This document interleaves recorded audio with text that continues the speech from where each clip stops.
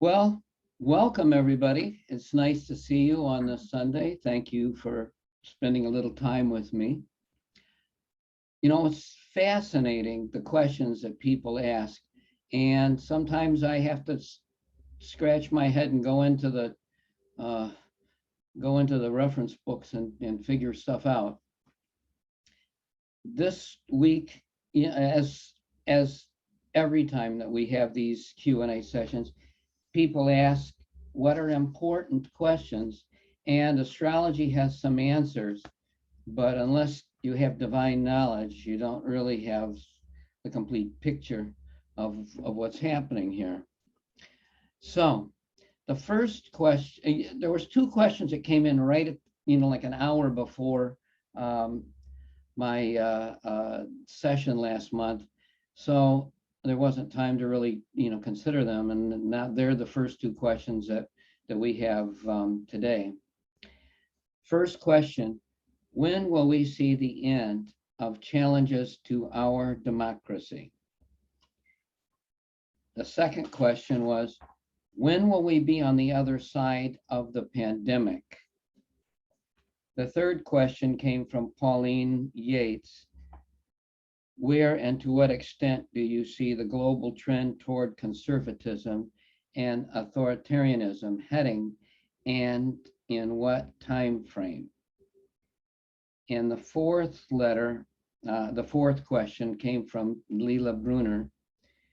This month in the newsletter you wrote, with 6 planets retrograde at the beginning of the month, we are in a time of retrospection rather than forward motion.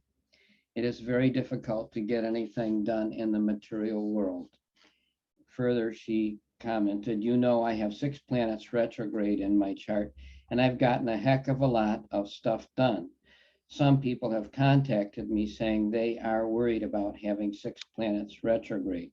What's the big deal? Great questions, all of them, and actually, there's answers to these questions. And I'm glad that we have some time to be together to share them.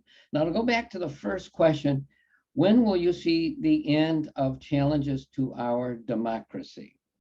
Well, our democracy, you could say, started with the Declaration of Independence. And as flawed as our country is, as Ronald Reagan said, America is the city shining on the hill. And if America would fail as a democracy, what would be the fate of the rest of the world? And democratic traditions have gone up and down and failed, through history.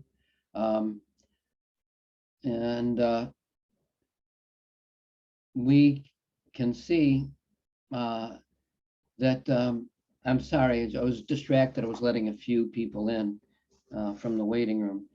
You can see that when we talk about our democracy, what's going on here in the United States, we go back and look at the chart for the United States. And let me see. Oh, God, I got lost here. Let me see if I can do this screen share. So this is the chart for the birth of the United States. This is the one that I use. I've used it for 50 years. I would add that I'm in a minority. Most people use a chart that is actually an inverse of this, meaning they use a Sagittarius rising chart. I've always used the Gemini rising chart for a lot of reasons, and it's not important to go into, but historically, in terms of events, it has worked and continues to work. And Gemini rising describes the American temperament, I believe. Now, so what's going on now with the US chart? Well, we are a Cancer country, Jupiter and Venus also in Cancer. So what is the mythos of the United States? Uncle Sam, a member of the family.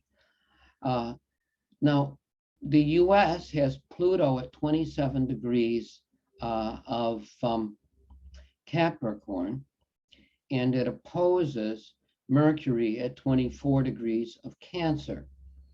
And a lot of the challenge to democracy, a lot of the challenge to the American spirit, we could astrologically attribute to Pluto, but there's more. And I know I'm repeating some things that we've talked about in other sessions, but it's important. With Uranus rising, well, when America was born, Uranus, the planet of democracy, right on the ascendant. Um, Again, what is democracy? That everybody has an opinion, everybody is as good as everybody else. We have, regardless of what chart you use, you probably have Moon in Aquarius, which is the public, which is the freedom urge and the independence, do your own thing. Everybody is, has a right to their own destiny, and the clannishness at the same time of America, mother, apple pie, the American flag, all of these things that are along the nostalgic riff with the United States. So what's going on, and when will we see an end to these challenges? Now I'm going to share something else. You keep in mind, we're in the midst of our Pluto return, which again, I'm hypothesizing, what does it mean to have a Pluto return? I would like to study it more deeply, but all of my friends seem to die before they get to their Pluto return. And so I don't really end up with much of a database for focusing on this. I think, it would be nice of some of them to live for 248 years so that I could see its effect. But personally, I don't plan on living that long. And countries come and go, and it's hard to study historical countries for the time of their Pluto return. I've heard other astrologers say they have and talk about the demise of the country, but I wanted to just add that I cannot verify that at all from my own looking into it, and I've tried. Now, I'm going to share something else that will just help if you want to take some notes. This could be a good cheat sheet for you. This is Uranus in Gemini. So what happened, Uranus rising in Gemini? Well, we were at war when the country was born. Uranus was there. So what was the first big challenge to our democracy? It was the Civil War. Well, the Civil War started with Uranus returning to its natal spot. So what happened the next time that Uranus returned? Well, we actually ended up in the Second World War before Uranus had gotten back to its natal spot, but it was with the Uranus in Gemini, which is, again, a turning. Anytime a planet changes signs, it's a big turning point. Well, about a week before D-Day, Uranus was back on its natal spot.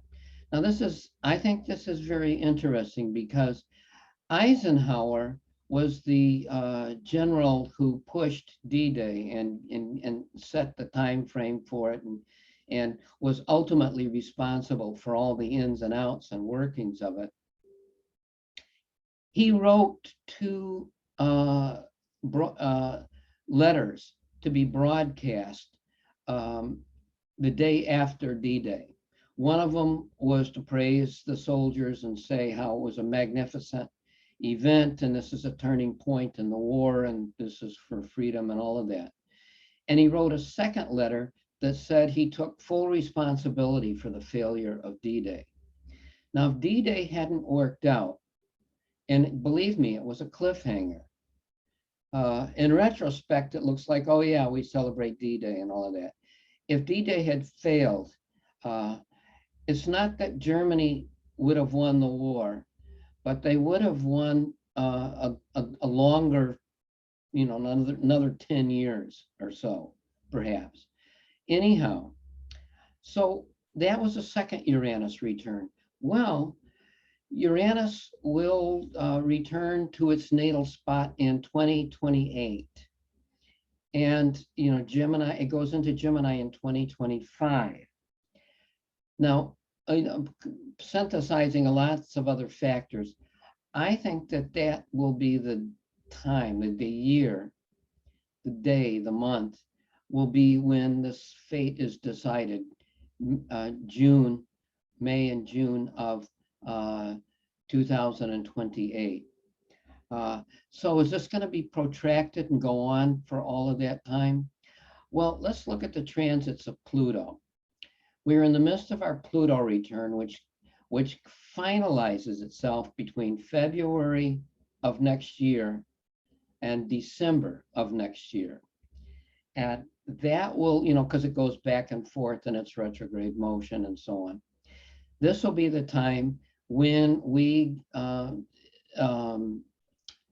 to terms with who we are, what we're about, and whether we're going to live up to our image.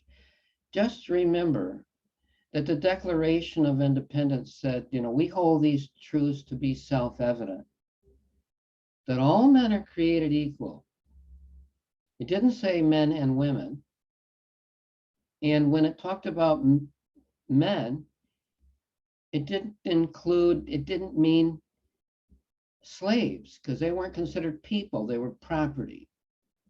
And what about the indigenous people or people from foreign countries?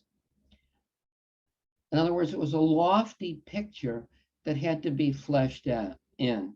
Now, I'm mentioning this because America is in the balance point now, whether we're going to be a great nation or cease to exist as a world power. This is a fact politically. And we'll talk more about this a little bit later on.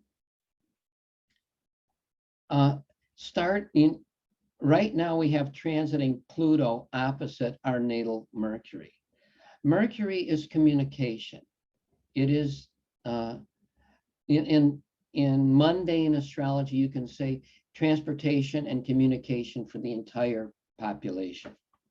With Pluto opposite Mercury, which started back in March of 2020, so a little more than a year ago, this is when we had sort of the explosion of the big lie, Donald Trump saying that he had actually won the election, which even he has to know is complete bullshit.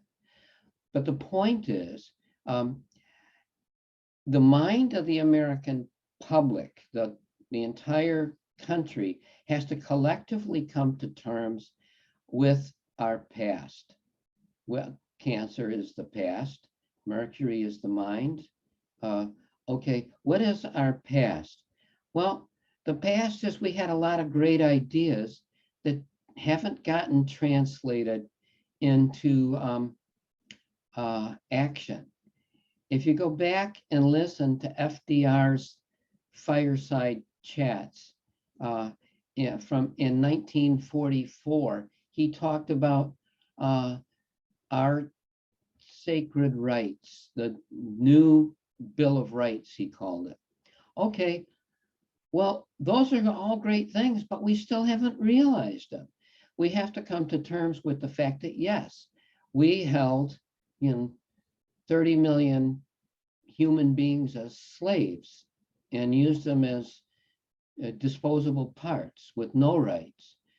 We wiped out large sections of the indigenous population, and we're kicking and screaming, coming to terms with that. So when will we see the end of this? It'll either be, there's always going to be challenges to democracy. Always. There are about 80% of the Republican Party believes that Donald Trump won the election. Okay. What does that mean? That means that they believe that there is no democracy, that democracy is a bad idea, that we would be better with a dictator. And it was, are we going to continue with that? I think not. But as I say, we are at the turning point. We can talk, again, if there's questions on this, we can take up the whole idea of, what chart to use for America and how it times for events. I could give, a couple of hour presentation on that through our history, which I find exciting, but you might be bored to tears. So let's go on to the second question here. When will we be on the other side of the pandemic? Now, the interesting thing about the pandemic is it's like climate change. We're all in the same boat. We're either all going to get healthy or we're all going to die. We're not going to have the pandemic end in the United States, but be all over the rest of the world. The piecemeal solutions, each nation taking their solution independently, won't work for the pandemic. We have to eliminate it across the globe, or we haven't eliminated it.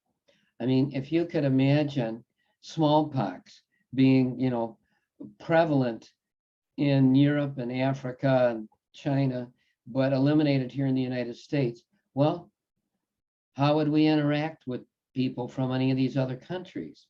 So what I'm saying is that we have a duty to, like with climate change, make it something that we all participate in.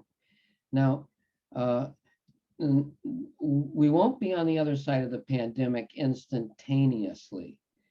It isn't something that's going to be eliminated even as fast as something like polio or smallpox or other things have been eliminated. It'll be a little bit more of a slow movement, but we will see a dramatic turning point in 2023. Now, again, bear with me. I'm going to put up another timeshare thing. It's timeshare. Oh God, screen share. Okay, let's get this up here. If I can figure it out. Okay. When we'll be on the other side of it, there's a dramatic turning point with COVID as well as climate change, 2023, 2024. Now I'm going to explain why. Pluto rules viruses. Neptune is basically the health of the country and the world. Uranus is innovation.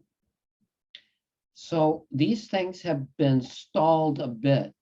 For all our innovation, we haven't been able to plow forward quite as fast as we might like.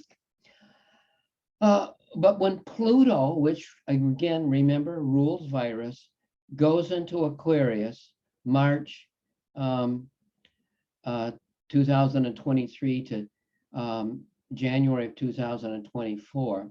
So that period of going back and forth between Aquarius and Capricorn, I believe will be an important and seminal turning point to this whole period. But as I said, unlike other things, this particular pandemic is going to take a worldwide solution to be finally eradicated. Neptune goes into Aries in January 2026, and Uranus goes into Gemini in April of 2026. This is going to be a big jump start. You know, we'll be moving 2023, 2024, but it'll be a world collective action in 2026, I think, that finally puts this in the rear view mirror. Now, Neptune in Pisces is very spiritual, very idealistic, very Neptunian. But when it goes into Aries, it is very action oriented. You know, again, the Civil War started with Neptune in Pisces. And we had these two armies posturing, but nobody really doing anything after the attack on Fort Sumter. But as soon as Neptune went into Aries, it became a hot war and was very violent and unbelievable deaths, unbelievable suffering that occurred during that 5-year period. But it all really started with Neptune going into Aries. So Neptune going into Aries is the collective pioneering spirit of we will all work together and we will do this. What about Uranus going into Gemini? Well, Uranus, you know, we could talk about this again ad nauseum, what happened each time that Neptune was in Taurus and then went into Gemini. But the bottom line is Neptune in Aries is forward-looking, is bloody, but in action-oriented. Uranus going into Gemini is extremely innovative. New ideas, things exploding. It's always been that way. Yes, we talked about America potentially being in another civil war, or being in a war with some other country. We can talk about that in detail in a little bit. But the point is, when Uranus goes into Gemini, we will see innovation after innovation in terms of climate change, in terms of the pandemic. But Uranus will be sextiling Neptune and trining Pluto all through 2026 and 2028. And we will see a tremendous jump forward during that time, both for working with climate change, working with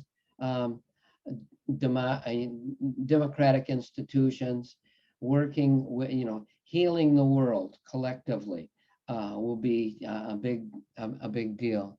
Now we're going to go on again. There's always more to be said, but we're going to go on to the third question.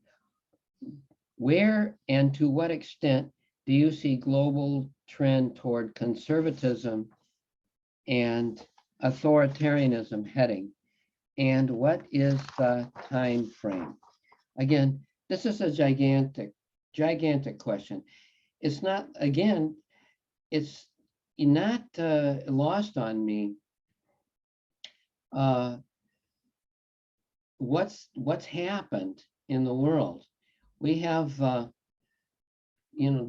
basically a dictatorship of Putin in the Communist Party in Russia, dictatorship in China, and the average Chinese person, and I'm not without information on average Chinese person here, believes anything that the Chinese government tells them to believe.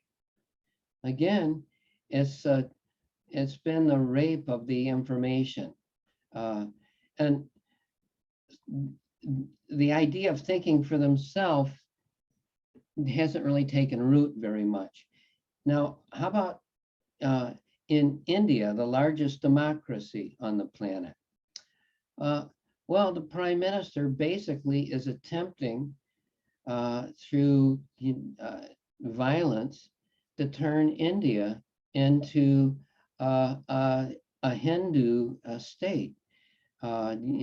Nehru would roll over in his grave if he saw what was happening now. So what do we have? We have the United States, England, and Germany as really the bright lights in the world. It's not to say there aren't other countries that espouse democracy and have some rightful claim to it. But if America falls, we would be really slammed. Now, again, I'll just put up for a second here. Let me see. I got to get better at this. Okay, here we go. If you look at the chart of the United States, here, right here at the beginning of Aquarius was the conjunction of Jupiter and Saturn back in the December of 2020. And they have been in an opening arc since then, and they will be for 10 years. The conjunction of Jupiter and Saturn set the tone for world culture for a 20-year period. 1 year of opening expanse, 1 year of contracting. Well, we're going to be, for another 9 years in this opening cycle. So, Jupiter and Saturn now, Jupiter is here just beyond the U.S. moon, and Saturn is back here, a little bit removed, but close to, was actually on the south, mean south node. This is the true south node. But the point is, Jupiter and Saturn in their opening cycle are going to be in America's 10th house. So even though all of what I'm talking about may sound very dour, but I'm very optimistic that, again, I believe it's going to be a cliffhanger, but that we will get through it. And some of you will remember being very depressed back in 2016, when Donald Trump was elected, because I think instinctively people collectively knew this was and it wasn't just that he was a complete idiot and mentally ill, but that we all recognized that this was a challenge to our democracy. So we're in an opening cycle here. I will mention with Neptune in Aries in 2025, 2026, there will be armed insurrection, challenges to our democracy here at home. I believe that just like in the Civil War, where do you go today in the 21st century if you want to own a plantation with slaves? There isn't much of a place for it. There's no going back. And I believe for America, there will be no going back, even though there's tremendous struggles in this coming period. Now, Jupiter opposes Saturn. Jupiter opposition of Saturn will be in December of 2029. I believe it'll all be decided for this period of history during this next 8 years. Does that mean that there's going to be a flourishing of democracy everywhere on the planet? No, but I believe that the challenge to our democracy here in the United States will be over, and that the bend away from authoritarianism in other countries, most notably in Africa and in Central and South America, will come about and bolster up the democracies in Europe. I watch German television some each day because it's a way of getting news from another democratic country that stands outside of the Anglo-American orbit. And my surmisal is that that we are in a strong place. For those of you who didn't watch the election in Germany, the Green Party came in third amongst all these other parties that were running, and it looks like is going to be part of the government, a coalition government. This is a very, very good sign because they're going into partnership with the pro-business section of the German economy, the party of the pro-business.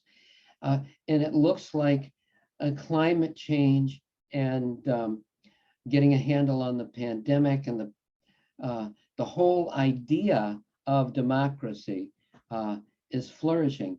You'll remember Angela Merkel welcomed over 1 million immigrants into Germany when the rest of Europe was shutting down, and Brexit wouldn't have happened without the English fear that the immigrants were going to keep sweeping into unchecked into England. Anyway, it's our fears that are the underpinnings of our ignorance that allows this dictatorial attitude to keep firing. Okay, now again, I'm just to see if there's anything else I want to say on that. No, again, this is I appreciate the Pauline Yates submitting that question. It was a good one. Now, the last question came from Leila Bruner, and she says, in this month's newsletter you wrote, with 6 planets retrograde at the beginning of the month, we are in a time of retrospection rather than forward motion. It is very difficult to get anything done. I have 6 planets retrograde in my chart. I've gotten a heck of a lot of stuff done.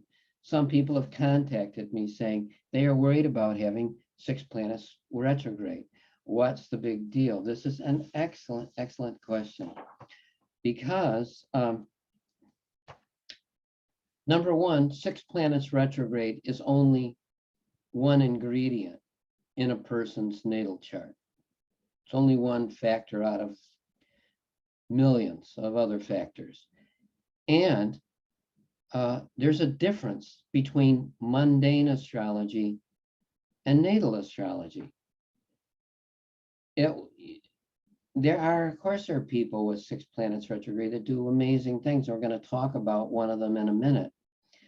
But I wanted to point out that when you're born, you were infused with the ingredients that are going on in the world culture at the time. And those are embryonic symbols within your life that work themselves out, but your chart is in motion, just like everything in creation is in motion. And even though that blueprint is there, there's so many other factors that take off. I looked for famous people with 6 planets retrograde, and I was given 2. One of them turned out to not actually even be one. Angela Davis was submitted as having 6 planets retrograde, but as it turned out, and I can actually count to 6, she only had 5 planets retrograde. But the point is, retrogradation does mean something. It means looking back, at going back over where you have been. Karmically, that's easy to come to understand. Everybody is, at some sense, in some trap of their own past. but we do move forward. We create things. I'm, looking at 73 years of age, I look back at things that I thought and did when I was 20 or 30 or 40 or 50, and I think, God, what an idiot.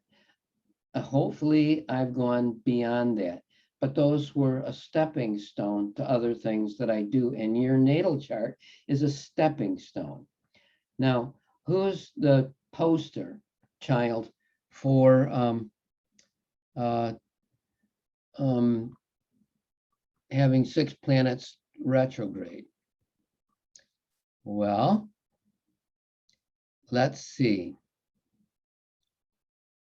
I'm going to screen share now.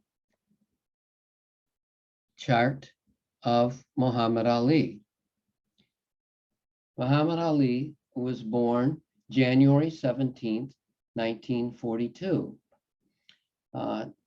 He's known by most people as a boxer, a guy who won the world boxing championship a number of times.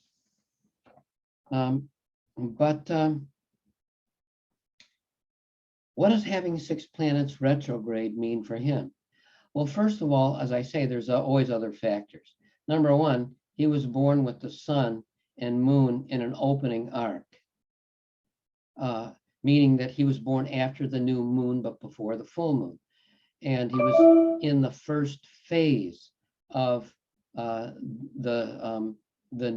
new moon, but with the moon in Aquarius, which is innovative, forward-looking. Now, again, our moon is the part of us that does things, it goes out. The sun is our core, it's our inner self. Now, nobody would dispute sun, moon, and ascendant as being probably the 3 most important things in a chart. If you read the book, Finding Success in the Horoscope by Jackie Slevin, she makes a compelling argument for the sign on your midheaven is showing your career, and what she calls the principal planet is showing how you get there. Well, Muhammad Ali's principal planet is the moon. Well, what is the moon? It's nurturing, it's motherly. Even in Aquarius, it has the general public in its spectrum, in its eye, unconsciously attuned to everything that's going on in the world. So the moon being his principal planet, Mars is 9 degrees away from the midheaven. Saturn is 9 degrees away from the midheaven.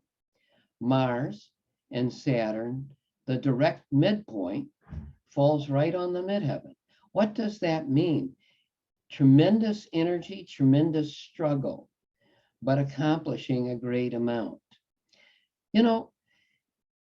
A lot of people, if you know anything other than the fact that Muhammad Ali was a boxer, you remember him as being a bragger, loudmouth, but also having great poetic expressions, like dance like a butterfly, sting like a bee. Everybody remembers that. Well, if you listen to him talk, even when he's doing trash talk, he always had a rhyming scheme in it. And he was, what would you say, quick on the draw with him. Well, Mercury, the planet of communication, is conjunct the moon. But look at here. The moon is at the direct inverse midpoint of Pluto and the ascendant. What does that mean? It means that he had the ability to tune in to things in other people's consciousness and pour it out. And just to be complete on this, if you get to really looking at it, the moon is and sun is at the midpoint of is the sun moon midpoint is on Pluto Well, what does that mean? Uh, you know, Reinhold Eberton described that as a person whose soul is torn by inner conflict. I don't know. I don't have, insight directly into Muhammad's inner life, but what I do know is that he went through these abrupt changes from being a prize fighter to being a poet he wrote songs, he wrote children's books. He even was nominated for a Grammy twice. And every rap singer in the 20th century pays homage to him being like the first rapper, the first person to set poetry to a rhythm and express it in that way. Well, I leave it to your imagination, but I think that I meant to put this in screen share, and I don't have it laid out in a way that I can do that, and I apologize for that. It's funny too, because I was looking this over so carefully before we started today, but take note of these things if you're interested, because remember, we have somebody with 6 planets retrograde. By secondary progression, Mercury turned retrograde when he turned 14. But that was 7 years after Saturn had turned direct. So he was still with 6 planets retrograde, but his Saturn had turned into its direct motion. When he was 18, Uranus was direct. And then when he was 20, Jupiter turned direct. Okay, what does that mean? These planets turning direct. Well, 2 years after Jupiter turned direct, he won the world's heavyweight championship at 22. In other words, there was a release, an explosion of energy that correlated with Mercury turning direct, and Saturn turning direct, Jupiter turning direct. When he was 36, which was again seminal time in his life, Mercury turned direct, and his Venus, which had been retrograde since birth, turned direct when he was 37. So again, he ends up with a hell of a lot of planets direct that were retrograde when he was born, and he ends up with all of his planets, basically most of his planets being direct by the end of his life. And again, Mars in Taurus is noted for being stubborn, but looky at the planets in his chart. He has no water, and he has 7 planets fixed and 5 planets in Earth. What is fixed Earth? It's Taurus. So all of this around his career, his public image, which is a good thing for somebody with Leo rising. He started boxing at 12, but then he, just as things were heating up, as Uranus was turning direct, he converted to Islam. And then he refused to be inducted into the army. Now, think of it. How stubborn can you get? If he had gone into the army, he could have had a cushy job in the army, doing and staging fights, being public relations person, anything. But he took it as a moral stance. And later in life, when he was challenged on something that he had said, he said, I said I'm the greatest. I didn't say I was the most intelligent. And in other words, he had this ability to banter, to knock things aside, but he was, to his own inner soul. He was honest to himself to the end. Looky here, Mercury, the planet of speaking, of course, we talked about it being conjunct the moon, but it's trine Jupiter. Jupiter is our higher values, the, the part of us that is connected to our past wisdom, all of the knowledge that we've gained through many lifetimes. It's the planet of values. So he was willing to go to jail, suffer all the indignities. He had his title taken away, his boxing license. He was stripped of everything that he possessed, but he hung on to his principle, which you find with Mercury either sextile or trine Jupiter in anybody's chart. Now, there's something more, because as these planets turned direct and as he grew, he left the nation of Islam, became a regular Sunni Muslim, and he is quoted both in his biography and in other things that he's written and said live, all the world religions have the truth. When you have love for God, it doesn't matter where you are viewing from. So even though he considered himself a devout Muslim, he ended up, I don't know if this is where it's in print, but I have the reference if you're willing, if you ask me about it. He sat down and read the collected works of Inayat Khan, who was a fifth plane saint, and he became a Sufi. He espoused what would you say, the inner path of enlightenment to God, which I think is kind of amazing from somebody who's known as being stubborn, being, a Taurus-like, and being, a boxer. Well, again, I was going to show you the chart of Angela Davis, but we've kind of run out of time here. We got 10 minutes. If you want to ask me anything, though, about anything that we've talked about before, or if you're interested and want to see another chart or two, this is the only chart that I have of a famous person that was born with 6 planets retrograde. I have clients with 6 planets retrograde, but it was a fairly rare occurrence. 51 days out of 100 years.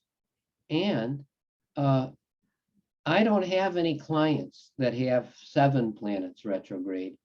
In 100 years, it was only 7 planets retrograde for 3 days that I've been able to find. Anyway, if you want to unmute yourself and ask a question, feel free. If you don't want to, that's fine, and we can be done.